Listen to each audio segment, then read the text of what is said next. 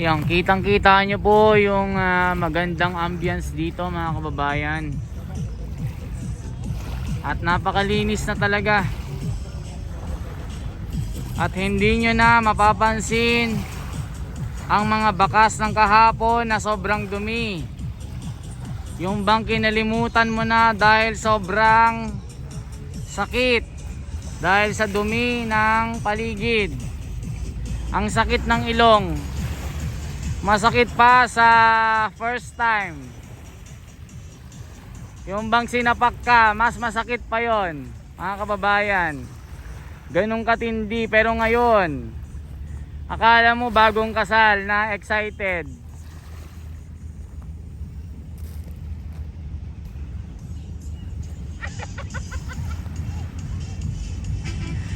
Diba mga kababayan? Yung tubig napakalinaw.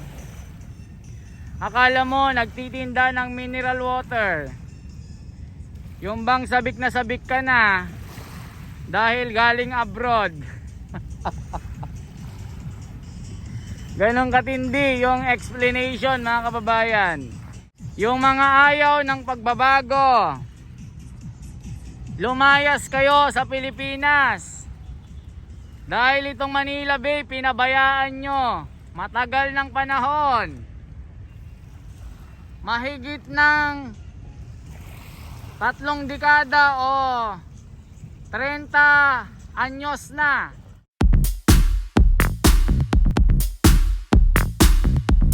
Hindi ko na alam ang mga ritmo na pagdudugtungin ko dahil sa saya ko. Alam ko hindi lang ako yung masaya. Ikaw din na nanonood at mga kasama natin na mga kababayan natin.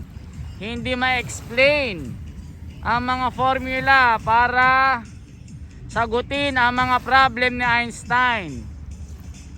Ang kasagutan ay ito na mga kababayan. Napakatindi ng mga kaganapan, mga balitang walang inuurungan, walang kasinungalingan.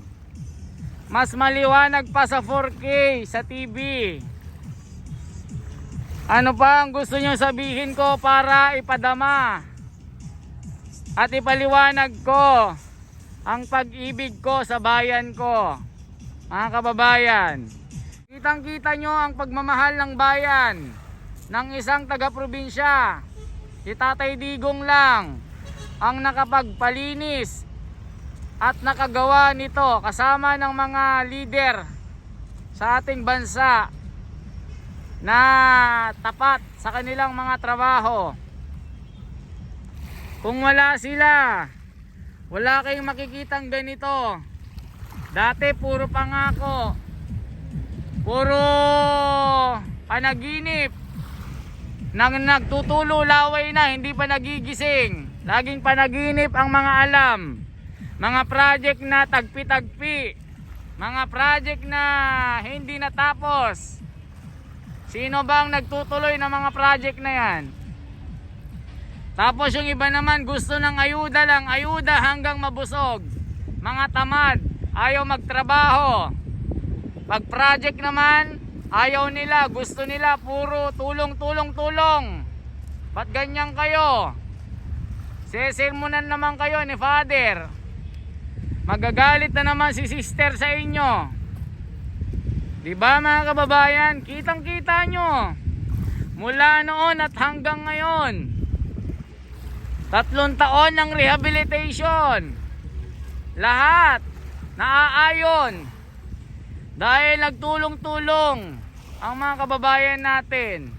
Naiayon ang tama sa mali. Itama ang mga mali na mga kultura ng mga Pilipino noon. Ngayon tignan nyo, majority ng mga kababayan natin ng mga Pilipino maging sa ibang bansa gusto ang mga nagaganap na pagbabago dito.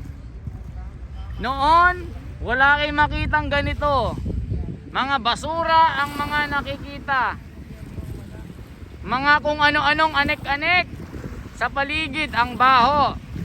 Sabi ng mga foreigner ang baho dito, I never thought that the Philippines is very dirty.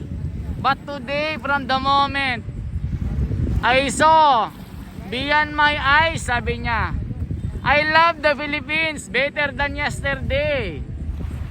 Today is the very best day of my life because I love the Philippines.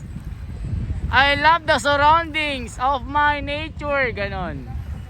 Sabi ng foreigner na kilala ko, Esme TV ko, I love what you do. I love your news. I love your vlogs every day. Because it brings good vibes to the Filipino. Especially me, my foreigner.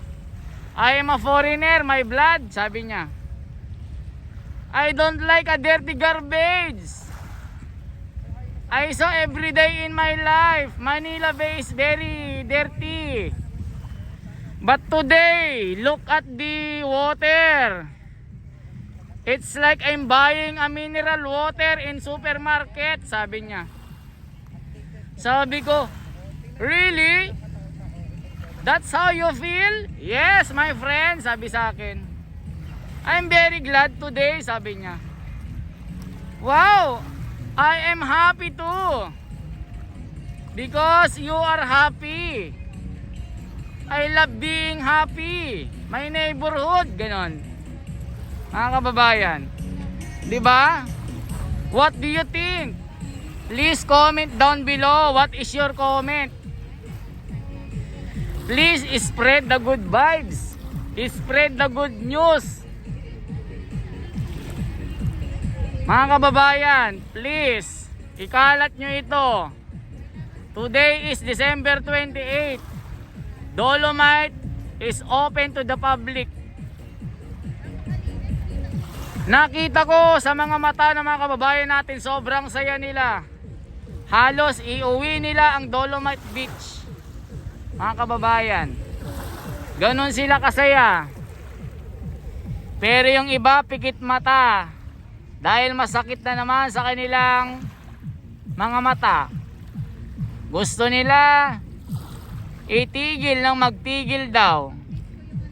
Gusto nila puro ayuda, walang katapusang ayuda. Mga kababayan, sa tinapay lang ba nabubuhay ang tao? Hindi po. Ayon sa nasusulat, hindi lang nabubuhay ang tinapay o hindi lang nabubuhay sa tinapay ang mga nilalang ng Diyos. Bagkus sa mga magagandang tanawin din. Busog ka nga pero ang baho naman ng paligid mo. Paano ka makakatulog? Di ba mga kababayan? O tignan nyo, parang batis na tumutunog-tunog mula sa taas ng langit pababa sa lupa. Kita nyo ang bango-bango, napakalinis, wala nang mga kung ano-anong tumatalsik sa paligid. Oh, anong masasabi nyo mga kababayan? Kumusta kayo? Kumusta kayo? Kayo ba'y masaya sa mga nakikita nyo? I-comment nyo po sa baba. Masaya ba kayo? Masaya ba kayo mga kababayan? Please comment. Kung anong masasabi nyo. Please po, i-spread nyo po itong balitang ito. Mula sa mga kamag-anak nyo, kaibigan nyo, lahat po na mga kapitbahay, i-share nyo ito. Huwag nyong itatago itong video na ito. Please lang mga kababayan, ikalat ang mabuting balita. Sabi po nila, pag kinalat mo ang mabuti, lahat magkakaroon ng mabuti, mga kababayan. Kaya sana po, huwag nyong isi-secret ang video na ito. Kailangan malaman lahat ng mga kababayan natin. Once again, ito po sa Esme TV ko, ang laging tagapaghatid ng mga balita na walang kulang, walang labis, saktong-sakto lang mga kababayan. Mabuhay po.